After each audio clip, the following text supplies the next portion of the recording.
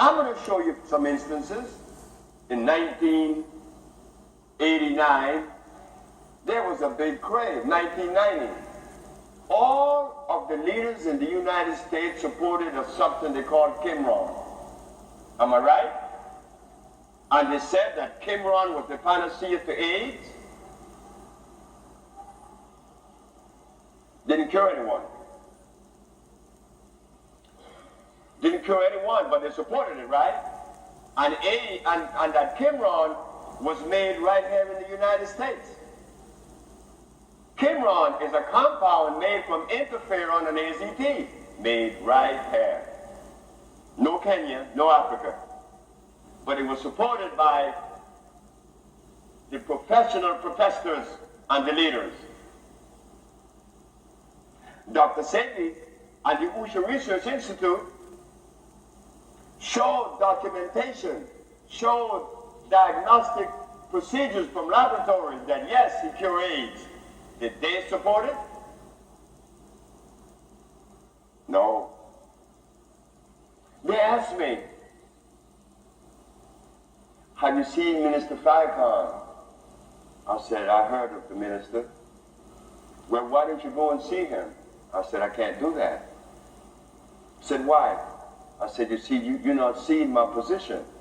My position is not one that raised where that fan is at. My position is way down there. My son told me one day, sir, that I'm in the wrong profession. He said, Daddy, you have to fight to keep the rent paid, yet you're curing people of sickle cell anemia and broken bones. And you have to fight to feed us. Yet you messed up there because Mike Tyson, he broke their jaws and he get millions, and they have to come to you to heal their jaws and you get pennies. So that is the society in which we live.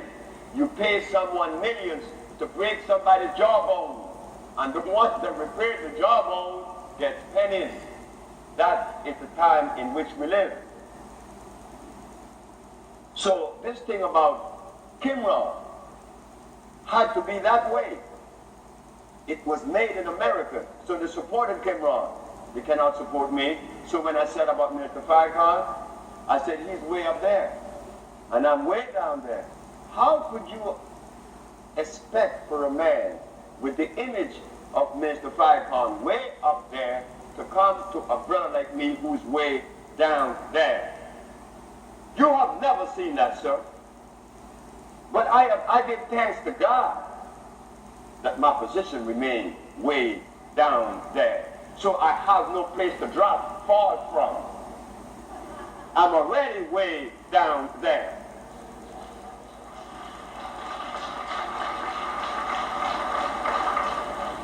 So in other words, someone that has reached such a high level cannot reach all the way down, because if he does that, then he's saying that his position wasn't that quite credible, isn't it? You see? And people don't do those things. They prefer to die. You don't do that. It's like a country in power, giving up the power to another. That doesn't happen. You have to fight it. You have to win it with war. So that is what's going on. And what is going on for me is that when I set out in front of the Supreme Court, I told them that there's only one disease. And that disease is what? Mucus in the system turns to pus. And I come, cleanse it out, and then revitalize the cells. This has been argued, this methodology, right here in Philadelphia. Her name is Zadia Ife. I don't know who here knows Zadia. Raise your hands. She's from right here. Zadia had myasthenia gravis. Degeneration of the cells of the brain. The doctor said she would never walk again normally, and that she would progressively get worse. 6 months after the treatment, Zadia was walking normally.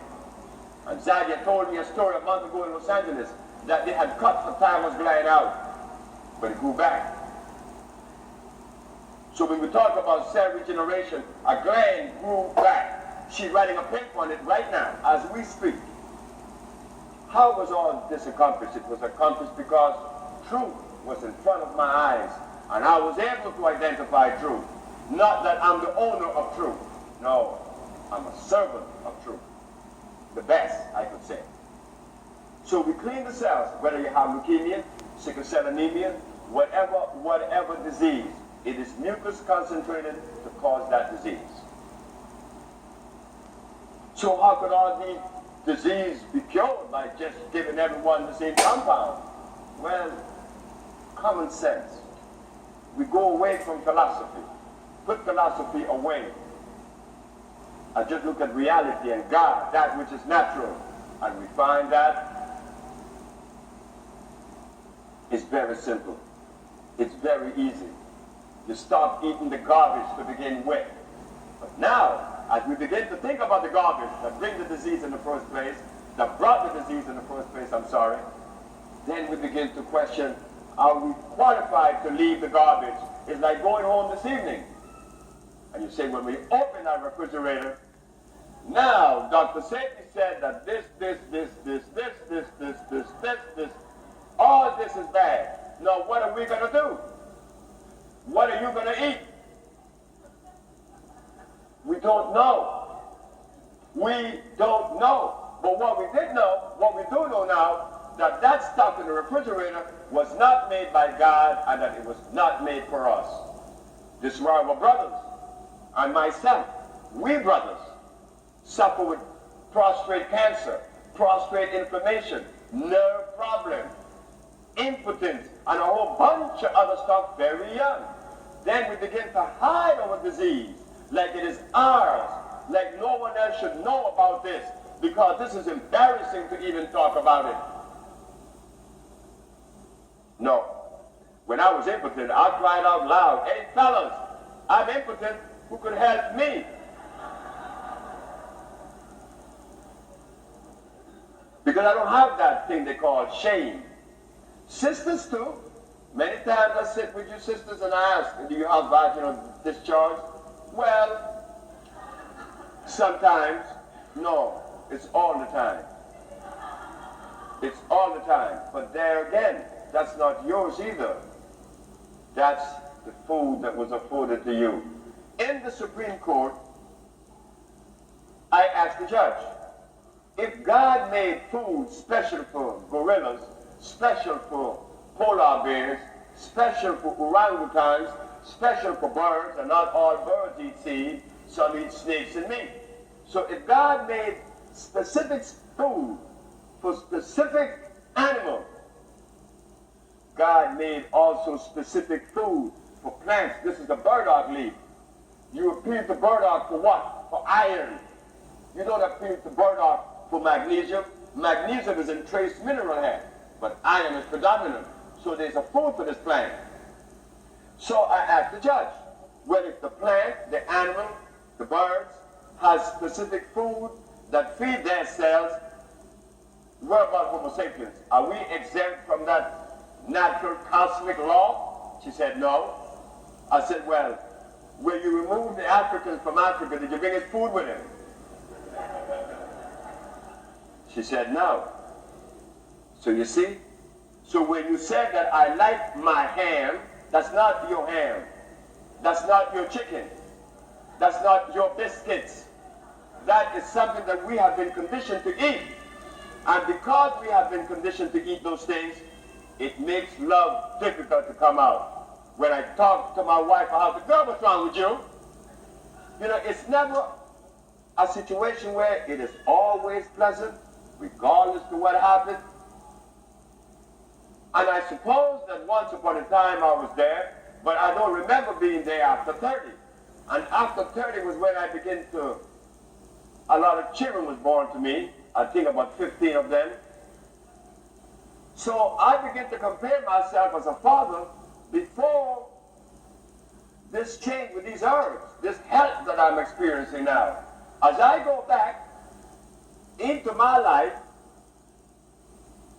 I remember once picking up a belt, but I don't remember if I hit the child or not. But I do know this, that all of my children from 30 until 65 I don't even think about raising a belly. But you see, there was a change in the house. With me, there was a new wife in which she came up with me, and there was no milk in the house. There was no cheese, there was no butter, there was no eggs, and there was no breakfast.